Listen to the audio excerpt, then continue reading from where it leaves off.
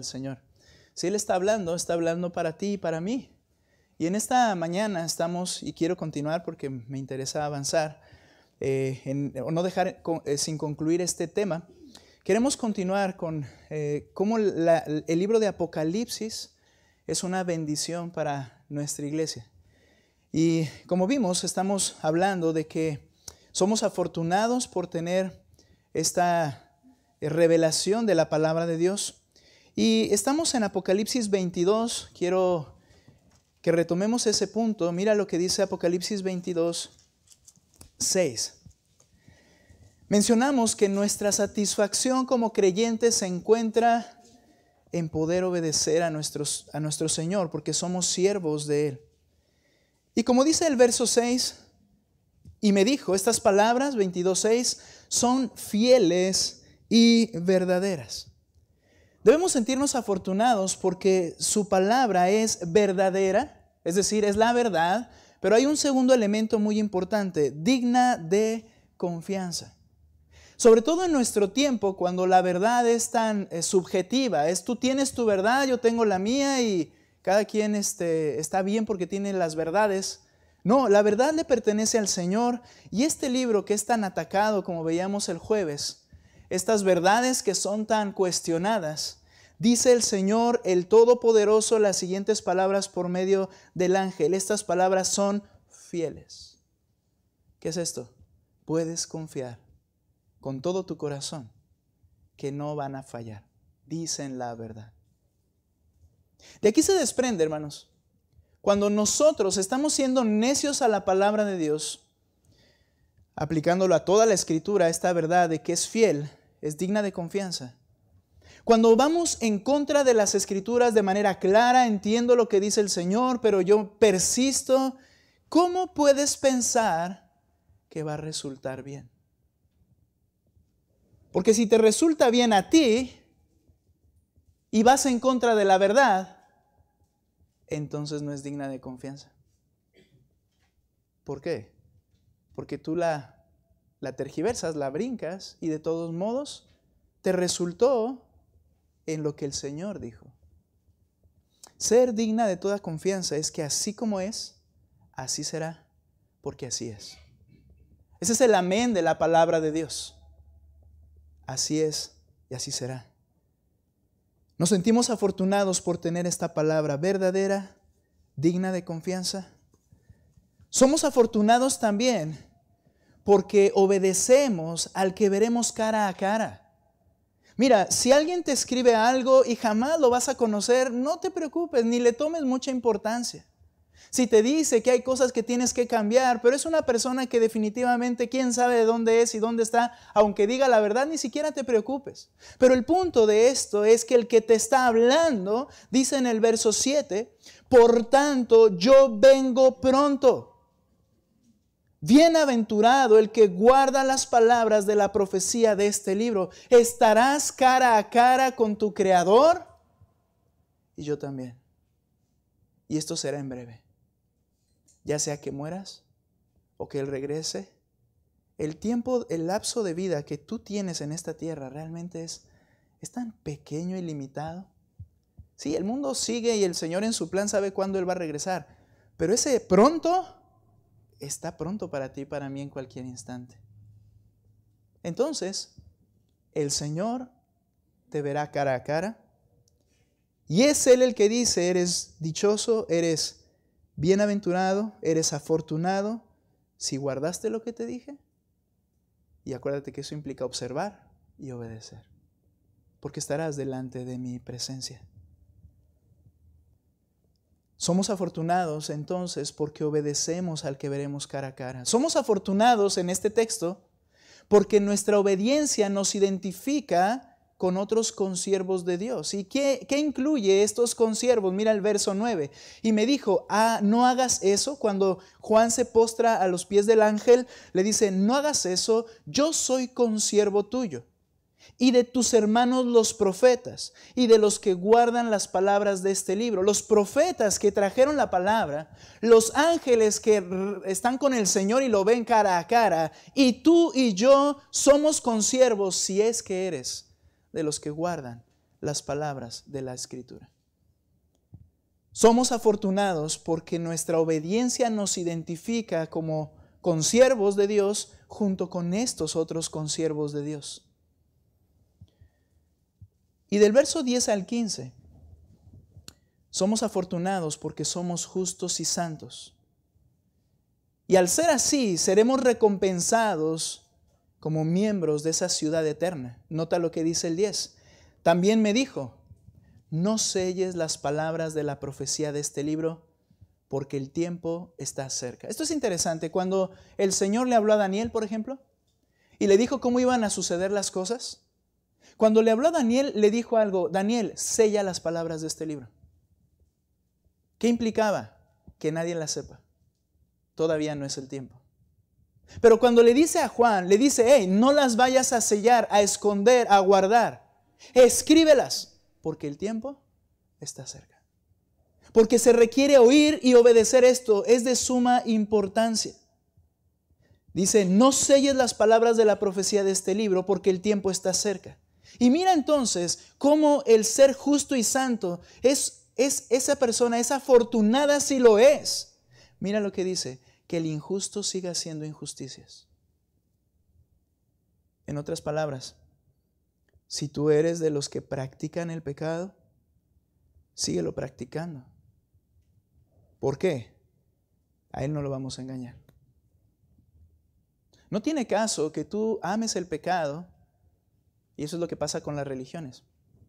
Amamos el pecado, pero las religiones me recuerdan que hay un Dios y entonces intento como que no y trato de llevar la fiesta en paz, pero amo el pecado. Dice el Señor: a mí no me vas a engañar. Si no me amas, si no guardas mi palabra, si no eres eso de los afortunados, si eres pecador, se oye mal, pero sigue haciéndolo. ¿Por qué? Porque no me vas a engañar. El que es injusto siga haciendo injusticias. Que el impuro siga siendo impuro. ¿Por qué? Que el justo siga practicando la justicia y que el santo siga guardándose santo. Somos afortunados cuando nos identificamos como justos y santos. Personas que les interesa su vida espiritual delante del Señor, su pecado, abandonarlo, edificarse en el Señor, ser cambiado. Hermanos, el cristianismo no es muy bien, ya soy salvo, entonces ahora ya no hay condenación, vivo a como quiera. No, el cristianismo es un crecimiento constante en santificación y justicia, en obras que den gloria al Señor y en obras que representan a alguien que está viviendo en santidad. No, hermanos, por ser creyente no vive como quieras, no funciona así, porque estarías en un grave peligro. ¿Y qué tal si tú no eres de esos que el Señor dice? Si tú sigues practicando la injusticia, más bien te identificas con el adversario. Y no vaya a ser como le dijo Cristo a esos hombres: tú eres de tu padre el diablo. ¿Sabes por qué? Porque la forma en que vives lo demuestra. Él ha sido un mentiroso y lo eres. Él ha practicado el pecado y él es el padre de mentira, dice, y ustedes se parecen mucho a él. Qué riesgo, ¿no crees? Yo creo una cosa, que el que creyó el evangelio es salvo. La Biblia lo dice así. Pero yo creo otra cosa, que somos tan pecadores que nos podemos engañar a nosotros mismos. Y es ahí donde el Señor, a través de Pablo, dice: examínate. ¿Que no te conoces a ti mismo? O sea, alguien tiene que venir a decirte lo que sabes que haces en privado. Alguien tiene que venir a decirte los pensamientos que tienes. Bueno, Dios lo podría hacer, pero no lo va a hacer. Dios lo podría hacer y lo ha hecho en su palabra, pero no te lo va a volver a decir. Tú sabes quién eres. ¿Eres injusto? Si oyendo esto no te humillas delante de Él, sigue siendo. Pero si tú eres santo, hermanos, nuestra vida es una vida de acción. Santifícate más, vive más justo. Esa es la vida cristiana. Y entonces dice el Señor, verso 12, Por tanto, yo vengo pronto, mi recompensa está conmigo para recompensar a cada uno según su obra. Yo soy el Alfa y el Omega, el primero y el último, el principio y el fin. Bienaventurados los que lavan sus vestiduras para tener derecho a la vida y para entrar por las puertas de la ciudad. Afuera estarán los perros, los hechiceros, los inmorales, los asesinos, los idólatras y todo el que ama y practica, ¿qué? Una palabra, injusticias, pecados. Quien vive practicando los pecados se identifica como alguien que no estará allí. Somos afortunados cuando vemos que somos justos y santos. Y esto dirá, ay, ¿usted se siente justo y santo? Entiéndeme. Cuando tu anhelo primordial es crecer en santidad y en justicia, eso te identifica y te hace recordar quién eres. Apocalipsis nos hace sentir que somos afortunados, pero además Apocalipsis nos da una identidad. Una identidad. Hermanos, qué problema tan grande cuando el creyente no entiende su identidad. Y entonces su manera de ver las cosas, su cosmovisión de lo que le rodea, como no tiene una identidad, está corriendo a veces tras identidades que no son suyas. Quieren ser estrellas, quieren impactar el mundo, quieren lograr hacer, están buscando satisfacer sus corazones en esas áreas, en esas cosas. Negocios, estudios. Hay gente que no sé cuántos doctorados y maestrías y siguen vacíos. Yo les he mencionado, hermanos, que ahorita vamos a poner ese ejemplo, pero imagínate estar ahí siendo perseguidos en el tiempo en que están recibiendo la carta. ¿No te parecería muy ridículo que una persona allí, con los soldados afuera, listos para entrar y matarles, y pudieras orar con ella? Vamos a orar, hermana, sí, Señor, por favor, ayúdame para poder pagar la luz hoy. Señor, por favor, ayúdame para poder alcanzar y tener un mejor puesto, tener dinero. Y tú levantarías la mirada y le verías y ¿qué estás diciendo? ¿No es cierto? El problema es el problema de identidad. Que no sabes quién eres o en dónde estás parado. No estás consciente. El apóstol Juan, Cristo a través de esta revelación, quiere que la iglesia entienda su identidad. En cualquier área en la que estés en tu vida o circunstancia, si entiendes tu identidad, entonces entenderás y buscarás y alcanzarás la satisfacción y sabrás qué hacer.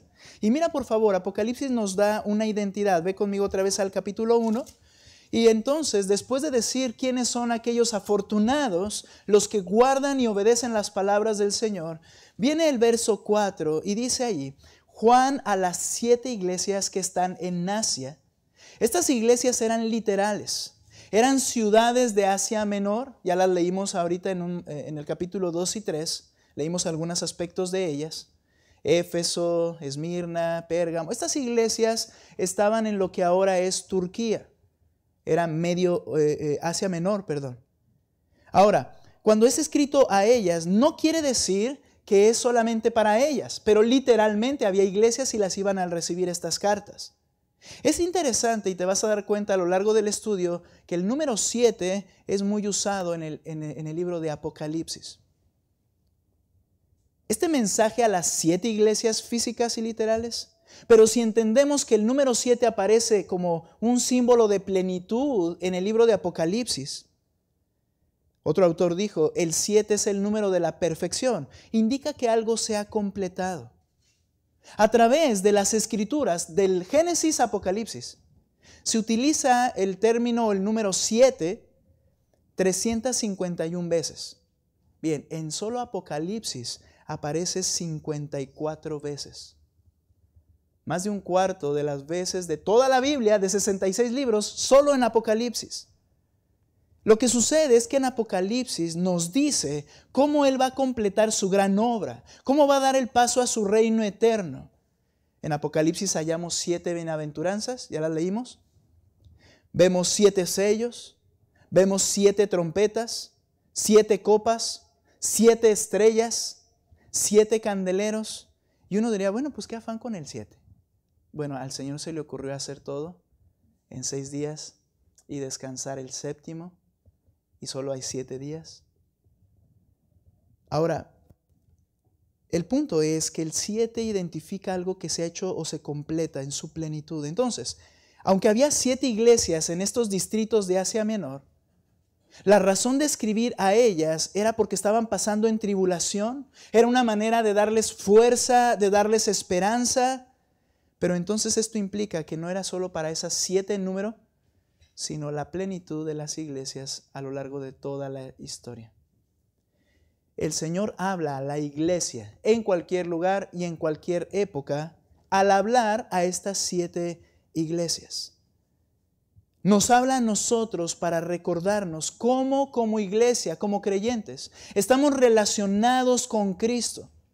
Cómo Él conoce lo que pasa en las filas de esta iglesia y nos enseña la necesidad de someternos a Él en obediencia porque Él gobierna esta iglesia. Cuando estudiamos las iglesias, te vas a dar cuenta que Él dice, mira, yo conozco las obras de cada uno de los que están allí sentados. Los conozco perfectamente. Ahora, si no cambias esto, yo voy a tener que actuar. Porque yo amo a quienes tienen oídos para oír y triunfan. El Señor está al pendiente de esa iglesia. Entonces, la iglesia, dice el texto, que recibe gracia y paz de parte del Padre. Nota, solo quiero leer estos para no dejarlos pasar. Dice el versículo 4, gracia y paz a ustedes, de parte de aquel que es y que era y que ha de venir. Este es el Padre. Ya explicaba que el ha de venir no se refiere a que Él físicamente, Cristo vendrá, pero se refiere a que manifestará su poder. Segundo, de parte de los 7 espíritus que están delante de su trono. Ya te mencioné que el número 7 es número de plenitud en Apocalipsis, cuando hay referencia a eso de manera clara. Y aquí no es que haya 7 espíritus santos, sino se refiere a la plenitud y labor completa del Espíritu Santo. Y por eso dice de los 7 espíritus que están delante de su trono. Y nota cómo está mencionando la Trinidad, el Padre, el Espíritu Santo y verso 5. Y de parte de Jesucristo, el testigo fiel, el primogénito de los muertos, el soberano de los reyes de la tierra. Es Padre, Hijo y Espíritu Santo, de quien proviene bendición para la iglesia, de gracia y paz que Él da a la iglesia del Señor. Ahora, el Hijo, y aquí quiero detenerme un poquito. ¿Cómo es presentado el Hijo en este versículo? Mira, y de parte de Jesucristo, primero, el testigo fiel. ¿Quién es un testigo fiel? Un profeta. Es el que habla con fidelidad lo que Dios le mandó decir. Jesucristo es el profeta de Dios. El primogénito de los muertos. Esto se refiere a Cristo como sacerdote. ¿Qué hacía el sacerdote? El sacerdote del Antiguo Testamento llevaba el sacrificio de la sangre del cordero inocente una vez al año y lo ofrecía por él y lo ofrecía también por el pueblo. El Señor Jesucristo dice el primogénito de los muertos. Él es el sumo sacerdote, pero no llevó el sacrificio de un animal, sino que presentó su sacrificio. Y por último, la última labor o responsabilidad del Hijo, el soberano de los reyes de la tierra. Él es el rey, Él es el profeta, Él es el sacerdote, Él es el rey. Ahora, ese es el Hijo. El libro, al ser escrito, un poquito de datos y espero que no te me pierdas. Este libro tiene una dedicatoria, un propósito: alabar a una de las 3 personas. Una vez me preguntaban, oiga pastor, ¿y por qué normalmente decimos acerca de Cristo y que hay que exaltar a Cristo y el Espíritu Santo no se sentirá mal? ¿O el Padre? Porque hablamos de Cristo y entonces alguien puede decir, bueno, entonces hay que balancear el asunto y vamos a hablar del Espíritu y glorificar al Espíritu y glorificar al Padre porque son Dios. No funciona así. Lo que sucede es que Cristo mismo dijo que cuando glorificas al Hijo, el Padre es glorificado. Y que cuando el Espíritu vendría, glorificaría al Hijo, porque de esa manera el Padre y el Espíritu Santo son glorificados. El propósito de Apocalipsis es exaltar al Hijo. Nota cómo lo dice, hablando del soberano de los reyes de la tierra, luego dice, al que nos ama, nos libertó de nuestros pecados con su sangre. Aquí es donde vamos a hablar de identidad. E hizo de nosotros un reino de sacerdotes para Dios su Padre. A Él, al soberano de los reyes de la tierra, al que resucitó, al que es el profeta del Señor, a Él sea la gloria y el dominio por los siglos de los siglos. Amén. Él, el Hijo, viene con las nubes y todo ojo lo verá, y los que lo traspasaron y todas las tribus de la tierra harán lamentación por Él. Sí, amén. ¿A quién es la gloria? A Cristo. Y de esa manera es glorificado el Padre y el Hijo. Ahora, ese es el propósito del libro de Apocalipsis. Bien, entonces, si todo es esto para la alabanza y gloria de Jesucristo, aquí es donde encontramos la identidad nuestra como creyentes y como iglesia. Es por medio de aquel que merece toda gloria, es decir, nuestro Señor Jesucristo. Es por medio de Él, por quien comprendemos nuestra identidad. ¿Cuál es tu identidad? ¿Cuál es tu identidad, iglesia? Mira por favor detenidamente versículo 5 al final, después de decir el soberano de los reyes de la tierra. Al que nos ama. El soberano de los reyes de la tierra, dice el apóstol Juan, nos ama. Este verbo, hermanos, es un verbo presente. Este verbo no es nos amó, como que sucedió en algún momento, sino un verbo presente. Y Juan describió en su evangelio cómo es que Jesucristo nos ama. Ve conmigo a Juan, el evangelio ahora. El Evangelio de Juan.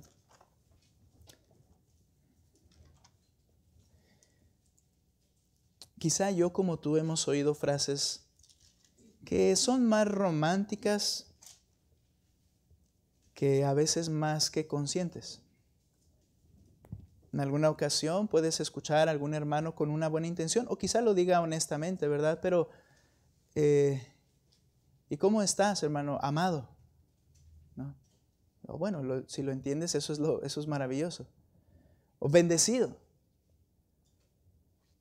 Nuestra identidad radica en que Él nos ama, dice el texto. Ahora, fíjate lo que dice Juan 17, 20 al 24. ¿No les dije capítulo ni nada? Perdón, hermanos. Juan 17, 20. Hablando al Padre, orando al Padre, rogando al Padre, dice, pero no ruego solo por estos, los 11, sino también por los que han de creer en mí por la palabra de ellos. No sé si te das cuenta, pero esto es muy exclusivista. Él no está rogando por todas las criaturas de la tierra. Él no está rogando al Padre por toda la humanidad. Es muy específico. Estos y los que creerán lo que estos predican. A lo largo de la historia está rogando por los creyentes en el Evangelio. Solamente. De hecho, hace un énfasis. No ruego solo por estos, sino también por los que han de creer en mí por la palabra de ellos, para que todos sean uno, como tú, oh Padre, estás en mí y yo en ti, que también ellos estén en nosotros, para que el mundo crea que tú me enviaste. Quiero leer hasta el 24. La gloria que me diste les he dado, para que sean uno, así como nosotros somos uno. Yo en ellos, tú en mí, para que sean perfectos en unidad. Y aquí viene otro grupo. Para que el mundo sepa que tú me enviaste y que los amaste. ¿A quiénes? A estos por los que te ruego. Y que los amaste tal como me has amado a mí. En este verso, en verbo presente, cómo nos ama, vemos en Juan que el Señor nos ama y pide al Padre que haya comunión entre Padre, Hijo y nosotros, unidad entre Padre, Hijo y nosotros, y por eso la iglesia debe cuidar la unidad en su iglesia también, porque representa esa unidad que tenemos real con el Padre y con el Hijo. Y no solamente eso, sino que nos da y nos habla de eternidad. Dice en el versículo 24, ahorita leemos el 22. Padre, quiero que los que me has dado estén conmigo también, donde yo estoy, para que vean mi gloria, la gloria que me has dado porque me has amado desde antes de la fundación del mundo? Oh Padre justo, aunque el mundo no te ha conocido, yo te he conocido y estos te han conocido que tú me enviaste. Yo les he dado a conocer tu nombre y lo daré a conocer para que el amor con que me amaste esté en ellos y yo en ellos. Estos versículos, aparte de hablar de comunión, de unidad y de eternidad, habla del amor, que era el punto que quiero resaltar. Pero ¿cómo es el amor? Es un amor eterno para con ellos. Mira, interesante. Le dice lo siguiente en el versículo 24. 23. Yo en ellos, tú en mí, para que sean perfectos en unidad, para que el mundo sepa que tú me enviaste y que los amaste. ¿Ok? A esas personas las amaste tal como me has amado a mí. ¿Cómo me has amado a mí? Sería la pregunta. Mira el 24. Padre, quiero que los que me has dado estén también conmigo donde yo estoy, para que vean mi gloria, la gloria que me has dado, porque me has amado desde antes de la fundación del mundo. No fue algo eventual. Por eso creo que hay que respetar Apocalipsis cuando dice que Él nos ama, porque habla de un estado permanente de esa palabra ama, implica un amor eterno. ¿Sabes? En algunas ocasiones tomamos el texto que dice, con amor eterno te he amado, por tanto te prolongué mi misericordia. Y pensamos que habla de la misericordia tratada para con la raza humana. Y el Señor en ese amor eterno, de hecho decimos, por amor eterno del Señor, les extiende su misericordia. Bueno, te hago una pregunta, ¿y cuando sean lanzados al lago de fuego, los está lanzando con amor eterno? ¿No dijo el Señor que su ira se manifestará por la eternidad para con ellos? Ahí ya no hay amor, hermanos. Tu identidad y la mía radica en que somos amados por Cristo, pero ese amor es un amor eterno. Que así como me amaste, Padre, tú has amado a los que tú me diste. ¿Cómo? Con un amor eterno. Lee conmigo el verso 9 y verso 10. Quiero pedirte que te des cuenta allí esa exclusividad. Verso 9. Yo ruego por ellos, no ruego por el mundo. Interesante. Sino por los que me has dado, porque son tuyos. Y todo lo mío es tuyo, y lo tuyo mío. Y he sido glorificado en ellos. ¿Por quién está orando? Exclusivamente por ese grupo, y ese grupo es amado por el Señor de forma eterna. Él nos amó desde antes de la fundación del mundo. ¿Puedes pensar en esto, hermano? Alguien me decía, quiero aclarar, yo no soy calvinista. Y antes de que canceles alguna etiqueta, los carismáticos, no, carismáticos, primero pregúntate, bueno, ¿qué enseña? Antes de cortarlos y cortarles la cabeza, pregúntate, ¿qué enseña? Cuando vean que enseñan, puedes tener discernimiento y decir, no estoy de acuerdo con eso. Podría ser, ¿no? Escuchamos acerca de presbiterianos. No, están mal. ¿Por qué? No sé, porque yo soy de otro y ellos deben estar mal. No, investiga qué es lo que creen. Y luego escuchamos lo de calvinismo, una etiqueta que se ha puesto.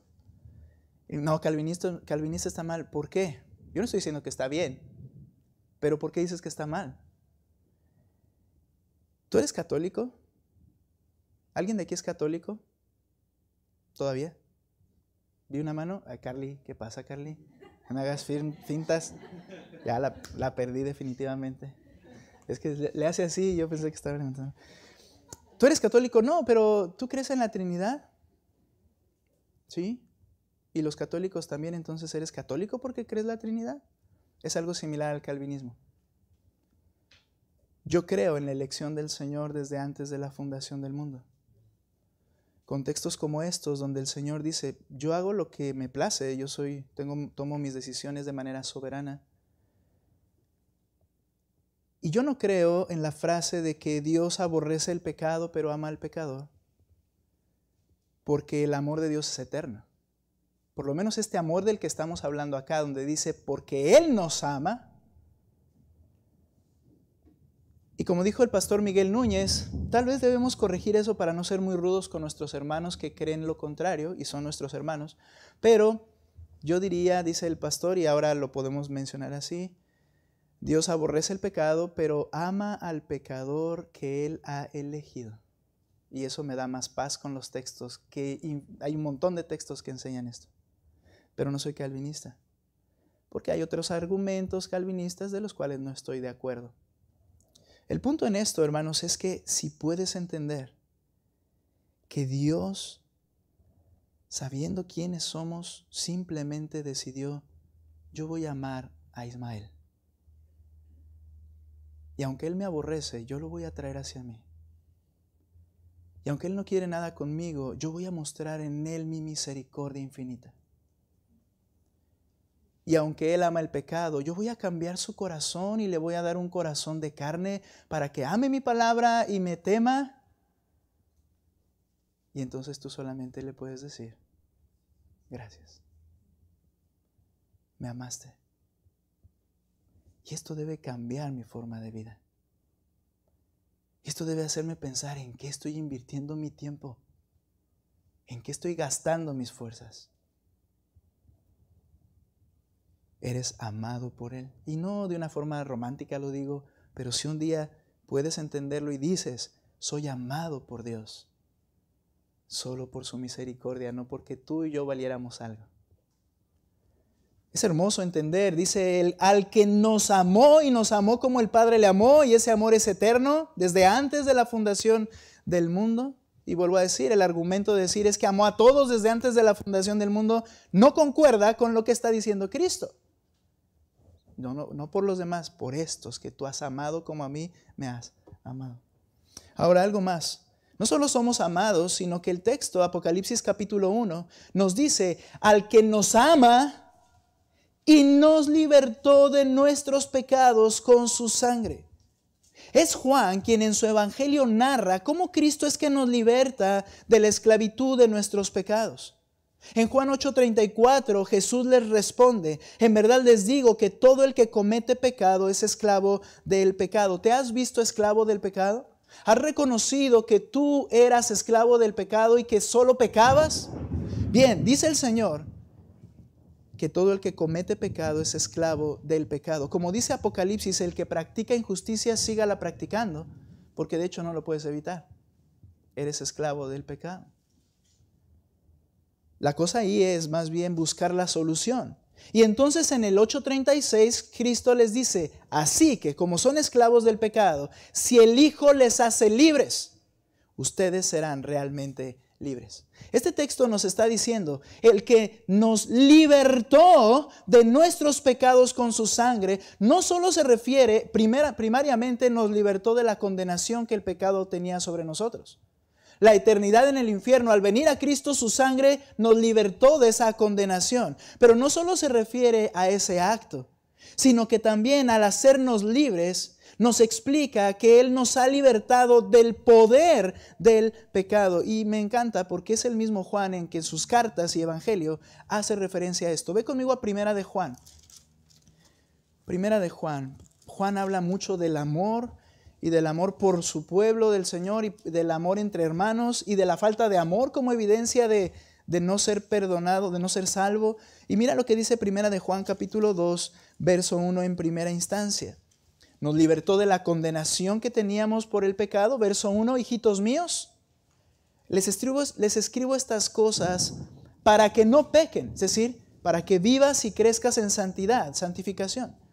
Y si alguien peca, tenemos abogado para con el Padre, a Jesucristo, el justo. ¿Qué implica esto? Que ya no hay condenación. Ya tengo un abogado eterno que ha entrado frente al Padre y que ahora aboga por mí. Entonces ya no hay condenación. Mira lo que dice el capítulo 5 de Primera de Juan. Primera de Juan, capítulo 5. Versículo 11. Y el testimonio es este, que Dios nos ha dado vida, ¿y cómo llama esta vida? Eterna. ¿ok? Y esta vida está en su Hijo. El que tiene al Hijo tiene la vida. El que no tiene al Hijo de Dios no tiene la vida. Y esta de tenerlo se refiere a cuando creíste el Evangelio, abrazaste a Cristo. Y mira lo que dice el 13. Estas cosas les he escrito a ustedes que creen en el nombre del Hijo de Dios, para que sepan con toda certeza que tienen vida eterna. Es decir, la condenación ha sido liberado de la condenación. Y en eso podemos decir un amén y entender y decir, es cierto, gracias porque Él me ha liberado de la condenación eterna. En eso estoy seguro. Pero no es todo lo que hizo. No es todo lo que hizo. Mira, cuando yo no era salvo y estaba en una iglesia, y luego pongo este ejemplo porque lo viví, ¿verdad? Pues lo viví yo.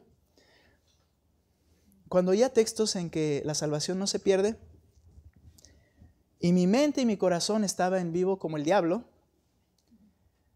pero la salvación no se pierde. Y alguien por ahí me exhortaba, ¿te acuerdas de que creíste, hiciste la oración? ¿Te acuerdas? Sí, pues sí me acuerdo de lo que hice, ¿no? De eso que hice. Entonces, vida eterna. Y ahí me escondía. Pero la cuestión es esta. Bien, no solo te liberó de la condenación del pecado, te liberó del poder del pecado. ¿Por qué? Escucha y recuerda el argumento. Si tu vida es una práctica de la misma injusticia, del pecado, si tu vida es una práctica de mentiras, si tu vida es una práctica de cosas sexuales equivocadas, si tu vida es una práctica de engaños, si tu vida es una práctica de odios, si tu vida es una práctica de cosas injustas, no heredarás el reino de Dios, estarás fuera de la ciudad junto con los hechiceros mentirosos, ¿recuerdas? Porque dice que los santos y justos son los que entrarán. Ahora, ¿eso cómo tiene sentido al hecho de que dice el Señor que la salvación es por fe? Eso es una verdad. Has creído el Evangelio, eres salvo por fe. Pero cuando el Señor te libera de la esclavitud del pecado y de la condenación del pecado, implica también que te libera del poder del pecado. ¿Para qué? Para que ahora, según Efesios, andes en buenas obras que Él preparó desde antes para que tú vivas en ellas. Y Él no puede fallar en los dos aspectos. No puede decir, te liberé de la condenación, pero vives como el diablo. Entonces, pues ni modo, de todos modos ya vas al cielo. No, Él hace el trabajo completo y te libera de esa condición y de ese poder que el pecado tiene sobre ti. Ve conmigo a 1 de Juan, el mismo Juan, mira lo que dice en el capítulo 3.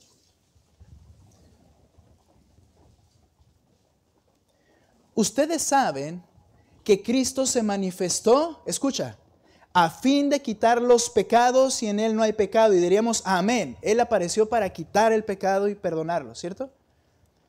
Todo el que permanece en Él, en Cristo, qué frase tan dura, no peca. Todo el que peca, ni lo ha visto ni lo ha conocido. Por favor, ayúdame a entender cómo concilias este texto. Es un texto muy duro, debemos reconocer. 3, 6 y 7. ¿Ok? ¿Cómo concilias ese texto? 1 de Juan 3, ¿sí, hermano? ¿Sí es ese? ¿Sí es? ¿Sí? 1 de Juan 3, 6.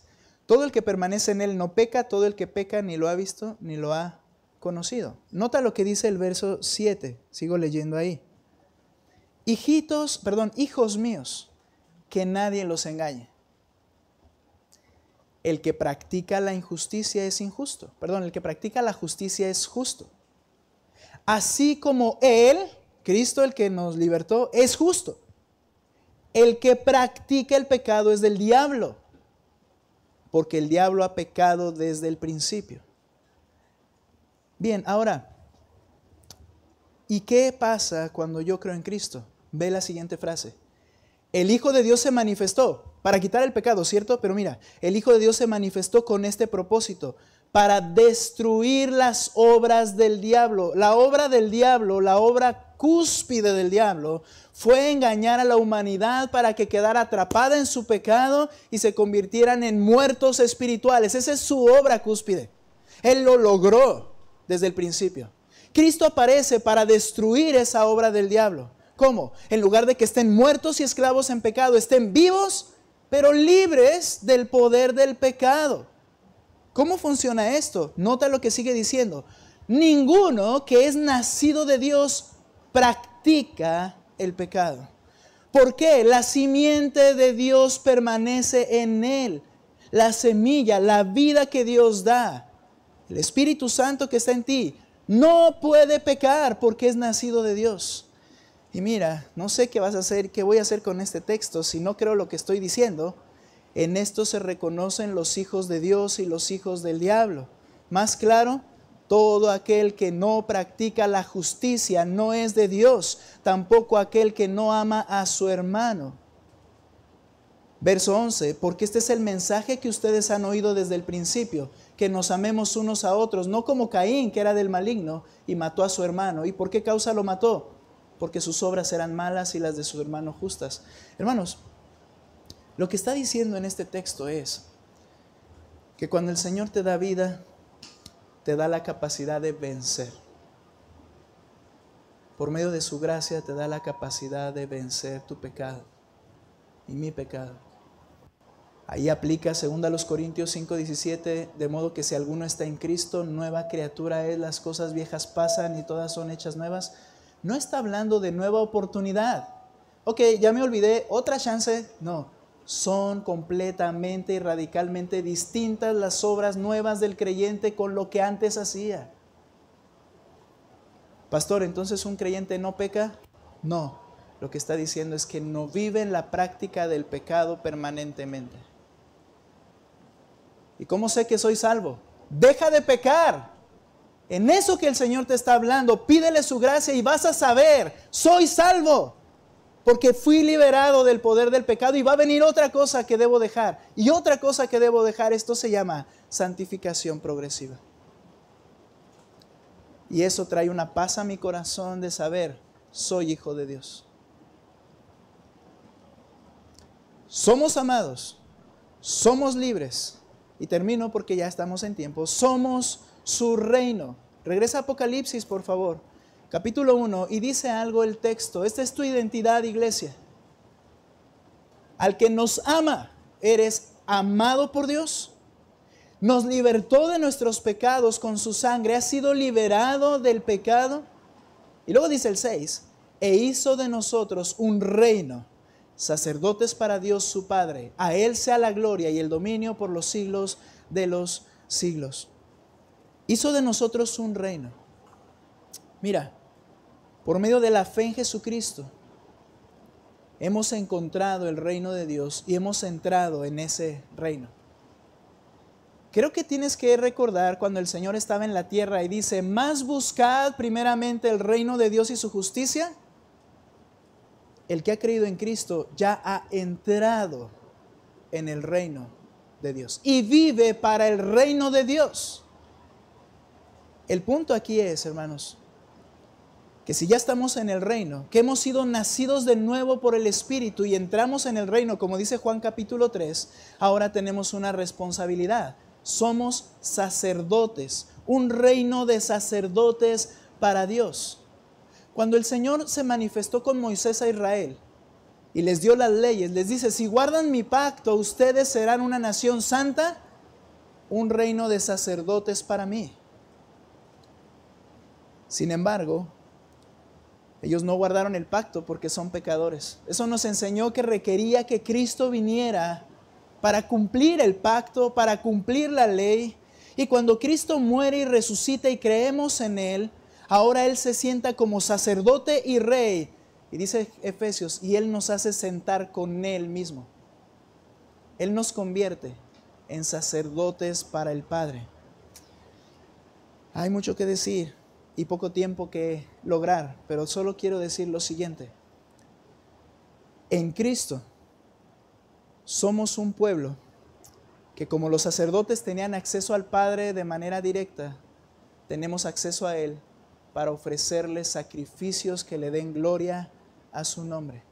Somos sacerdotes de Cristo. ¿Cómo estas iglesias iban a enfrentar la persecución que tenían por delante? ¿Cuál es la respuesta? ¿Por qué estamos en donde estamos?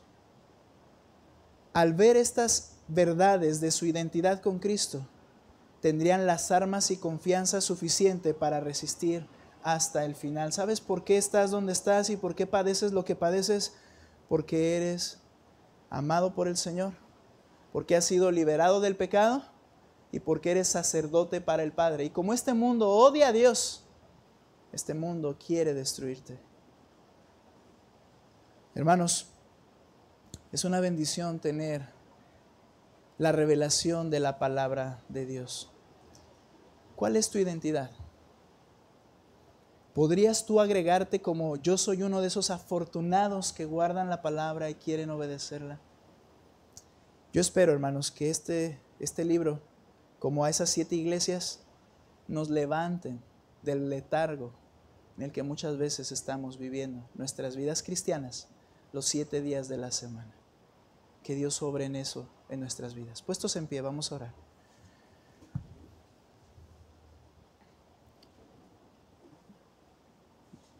Damos la gloria al que vino a morir y a pagar por nuestros pecados. Tú eres digno de toda nuestra alabanza y eres digno de que te digamos simplemente, pero con todo el corazón, gracias, Señor, por lo que has hecho a nuestro favor. Señor, te ruego que nadie se engañe a sí mismo. Que esto que hemos escuchado hoy les traiga quizás incluso a desesperación e incluso a dudar, sí, pero para que se examine y puedan estar seguros de si son aquellos afortunados que por la eternidad estarán contigo. Y si se dan cuenta de que no son, de que sus vidas no reflejan eso, que tienen esperanza al venir a tus pies y pedirte perdón por haberte tratado de engañar por mucho tiempo y decirte, Señor, como un día lo hiciste conmigo, si puedes, si quieres salvarme, Señor, si aún hay oportunidad, perdóname. Y tú le recibirás, y tú le liberarás, y tú le harás tu hijo, y tú le sentarás contigo en tu trono, y tú le harás parte de tu reino para servirte como sacerdote. Señor, el que a ti viene, tú no le echas fuera. Y eso es lo que debemos hacer. Te ruego, toca nuestro corazón. Y mi Dios, a tu iglesia, aquellos que tú conoces perfectamente, que tú, Señor, sabes que te aman, ayúdanos a ser vencedores, a vivir en santidad, a avanzar en esas áreas que seguimos tropezando, a obedecerte porque tú nos has hablado, Señor. Gracias por esta mañana. Te queremos alabar con nuestros labios, pero también con vidas obedientes. En el nombre de Cristo Jesús.